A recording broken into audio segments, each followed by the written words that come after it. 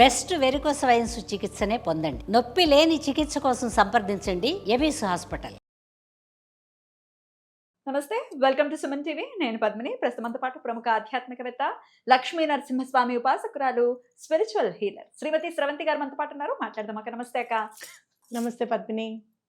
సౌందర్య లహరి పేరులోనే సౌందర్యం ఉంది. స్వామి చేసినటువంటి అంటే శంకర్లు చేసినటువంటి అద్భుతాలు ఎన్నో, అందులో అత్యద్భుతం సౌందర్య లహరి అని ఖచ్చితంగా చెప్పుకోవచ్చు. అంటే ఐశ్వర్యాన్ని ఇవ్వటానికి కూడా సౌందర్య లహరిని ఆశ్రయించచ్చా అనేది ప్రశ్న అక్క. ఐశ్వర్యము అంటే ఏంటి అనేది మనం ఇక్కడ అర్థం చేసుకోవాలా? తెలుసుకోవాలి. అత్యంత ఐశ్వర్యం ఏంటి అంటే మహాత్రిపుర సుందరి గురించి పూర్తిగా సవివరంగా తెలుసుకోవడం. ఆవిడ సౌందర్య లహరిలో మనం చూస్తే కనుక రెండు భాగాలుగా చూస్తాం మనం. ఆనంద లహరి అని, సౌందర్య లహరి అని.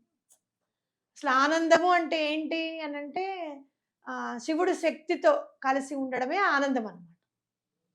శివుడు గనక శక్తి స్వరూపిణి గనక ఆయనలో లేకపోతే, అర్ధభాగంలో ఉంది కదా, లేకపోతే ఆయన కూడా అచేతనుడు, చేతనం లేనివాడై ఉంటాడు.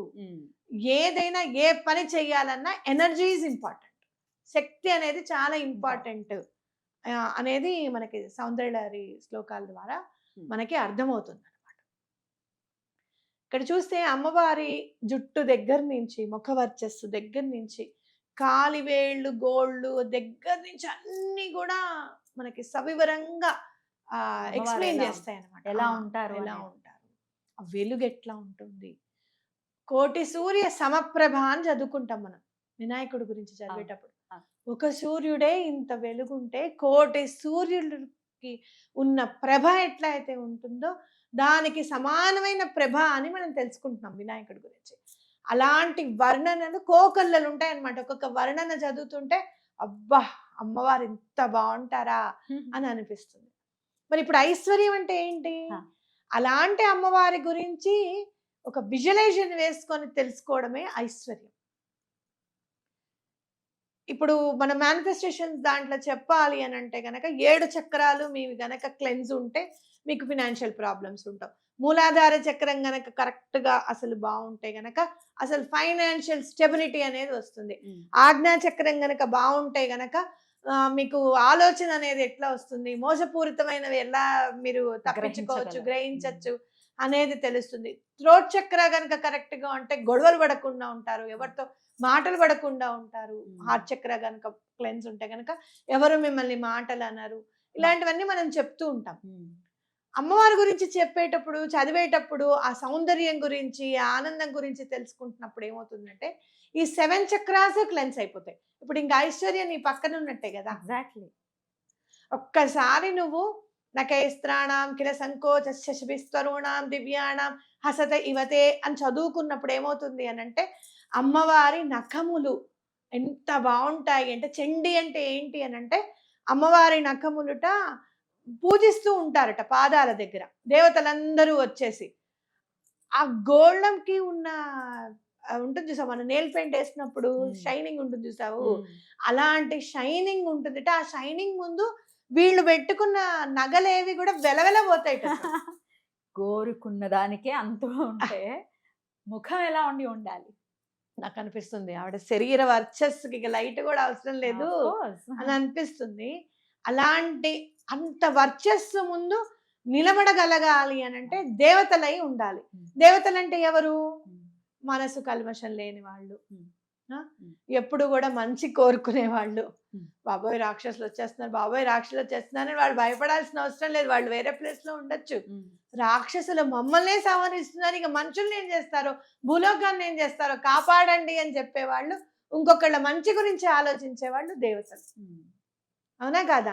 అంతేగాని పక్క వాళ్ళ ఇంట్లో గొడవ అవుతుందంటే అసలు ఏం గొడవ అవుతుంది ఏమిటి, మరి ఏం వినిపించట్లేదు, అత్తకోడళ్ళు కామ్గానే ఉన్నారా, లేరా ఇంట్లో? అదే అనుకున్నాను, కామ్గా ఉంది అని అంటే పొద్దున్న నుంచి, లేకపోతే సుప్రభాతం అదే మిస్ అవుతారు అసలు నిజంగా. అది కాబట్టి అట్లాంటివి కాకుండా ఇలాంటివి గనక మనం చేస్తే అప్పుడు దేవతలకి ఈక్వల్ గా అవుతాము. ఆవిడ ఉన్న ప్లేస్ కి వెళ్ళడానికి ప్రయత్నం చేస్తాం. మరి ఎలా ప్రయత్నం చేయాలి సౌందర్యలహరిని చదువుకోవాలి అమ్మవారి అని అంటే కనుక చక్కగా శ్లోకం తీసుకొని మీరు చదివితే అసలు అమ్మవారి తాత్పర్యంతో కూడా ఉన్న బుక్స్ కూడా ఉన్నాయి చక్కగా. లేదు ఎవరి గురించి అని ఇప్పుడు మీ ఇద్దరు కూర్చున్నారనుకో, కిట్టి పార్టీలు మొన్న నేను చూశాను అమ్మాయి ఒక హోటల్కి వెళ్తే వాక్ అయిపోయాను నేను అసలు. ఏమిటి ఏం జరిగింది? ఇప్పుడు నాకు కూడా ఇదే ఇంట్రెస్టింగ్ ఉంది. కర్మ కలి అసలు విపరీతమైన లైట్లు ఉన్నాయి, అన్ని చక్కగా షోకేస్ లో బొమ్మల్ని పెట్టుకుని కాపాడుకున్నట్టు బాటిల్స్ పెట్టాడు వాడు. ఓ కిట్టి పార్టీస్ కి చాలా పెట్టింది పేరు మా హోటల్ అంటాడు. అందరూ ఆడవాళ్ళు వచ్చారు చక్కగా, వాళ్ళు కూడా పార్టీ అంటే అందరూ ఆల్కహాల్ తీసుకున్న వాళ్ళలానే కనిపించారు నాకు. అబ్బాయి మనం ఉండే ప్రదేశం కాదు, రావాల్సిన లేనిపోయింది ఎవరైనా గుర్తుపట్టారంట, శ్రవంతి గారు వచ్చారంట, ఏ పార్టీకి వచ్చారా, ముందు ఇక్కడి నుంచి తీసుకెళ్ళి నాయన నన్ను, నువ్వు చెప్పిన ఒట్లే అక్క అన్నాడు. తప్పైపోయింది నాయన, ఇంతకు ముందు నేను వచ్చినప్పుడు ఇవన్నీ లేవు ఈ ఘోరాలు, పద తీసుకెళ్ళి అని చెప్పి ఎడ్చేసాను నేను. అంటే ఏంటి అని అంటే ఇవి కాదు మనకు కావాల్సింది, ఇద్దరు కూర్చుని ముగ్గురు కూర్చుని అసలు ఈ శ్లోకంలో ఏముంది అర్థము, ఇది చదివితే మనకి ఏమొస్తుంది, ఇది ఎలా మనం చదవాలి, ఈ ఇబ్బందిలోంచి మనం ఎట్లా బయటపడాలి చూస్తే కనుక సౌందర్యలహరిలో మీకు ఆటిజం పిల్లలకి కూడా ఆ శ్లోకం చదివితే ఆటిజం క్యూర్ అవుతుంది అని చెప్పి అర్థవంతమైన శ్లోకాలు ఉన్నాయి. ప్రతి ఆవరణ ఎలా వేసుకోవాలి, బంగారు రేకులో ఆ యంత్రం చేయించేసుకొని రాసుకొని దాన్ని పూజ ఎట్లా చేయాలి, సకల కోరికలు ఏ శ్లోకం చదివితే వస్తుంది అని చెప్పి ప్రతిదీ రాసి పెట్టిన బుక్స్ ఉన్నాయి. చదువుకోవడము నేర్చుకోవడము. ఇవాళ నేను ఒక 11 సార్లు చదివానే శ్లోకం మంత్రం ఇంకొకటి బీజాక్షరము అనేది కొన్ని ఆడవాళ్ళు చదవగలరు, కొన్ని చదవలేరు. ఫర్ ఎగ్జాంపుల్ మీరు చూస్తే కనుక గాయత్రి మంత్రం మనం చదువుకోవద్దు, ఆడవాళ్ళని చదువుకోవద్దు, ఈ శ్లోకాలు చదువు. బీజాక్షరాలన్నీ శ్లోక రూపంలో పెట్టి మనకు అందించారు. మీరు సౌందర్యలహరి గురించి బాగా తెలుసుకోవాలంటే చాగంటి గారిది చదువుతుంటే అసలు నాకైతే ఆ నంది పట్టుకుని బుక్ లాగేసుకుంటూ ఉంటాట, నిజంగా అనిపిస్తుంది. అపరశంకరులు ఈయన కూడాను ఆయన పుత్రుడే చూసా, ఎంత అసలు లాగేసుకుంటాట. అమ్మవారు తీసుకెళ్తున్నాను, ఎందుకు తీసుకెళ్తున్నావు అని చెప్తే కొన్ని పేపర్లు అక్కడికి వెళ్ళిపోయాట, కొన్ని పేపర్లు ఈ దగ్గరకు వచ్చాయి. ఆవిడ చెప్పేట మిగతావన్నీ కూడా నీకు అందుతాయి, నువ్వు వెళ్ళు, భూలోకల్లో తప్పకుండా నువ్వు నా గురించి చెప్పు అని చెప్పి చెప్తారట.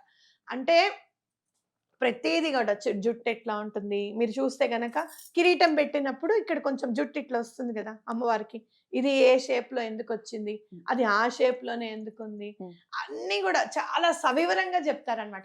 కొనలు ఈ దాన్ని ఏమంటారు, వీటిని ఏమంటారు, కనురెప్పలు మనం మర్చిపోయాం ఆనందంలో. కనురెప్పలు ఇలా పైకి ఇలా ఉన్నాయి, ఎందుకున్నాయి, ఆ చీకటి అనేది ఆ వెలుగుని ప్రసరించలేదుట. ఆ కనురెప్పలు ఏవైతే ఉంటాయో ఇలా పైకి, అక్కడి నుంచి వెలుగు కిందకి రాలేదుట, అంత ఒత్తు. అసలు ఇవి తెలుసుకుంటే అంటే అమ్మవారి గురించి తెలుసుకుంటే ఇంకా సమస్త సమస్యలు పోతాయి.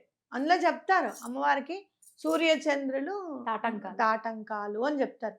ఆ తాటంకాలు చూస్తే సూర్యచంద్రులు చూసినట్టే ఇంకా అన్నా కాదు. నాకు అసలు అమ్మవారి స్వరూపం అందులో శ్యామలమ్మని అన్నప్పుడు ఆవిడ చెప్పింది చూడు మనకి, ఆ రోజు నేను వీడియోలో చెప్పాను, ఆవిడ బొట్టు, ఆవిడ నవ్వు, ఆవిడ వర్చస్సు చూస్తే అసలు మీకు ఎలా అనాలనిపించింది, ఆవిడ ఉగ్రదేవత అని చెప్పి. చాలా తప్పు, అమ్మ రాక్షసులకి మాత్రమే ఉగ్రంగా కనిపిస్తుంది అని చెప్పి. అలా ఏం లేదు, మన శంకరులు మార్చేశారు ఆవిడ. మనం ఎన్నో కథ చదువుకుంటుంటాం మీనాక్షి అమ్మవారి గురించి చెప్పాలి అని అంటే, మరి అదంతా ఉగ్రమంతా వదిలేసి ఆ కాలంలో రాక్షసుల మీద ఉన్నంత ఉగ్రం ఈ కాలంలో రాక్షసుల మీద లేదు అమ్మవారికి.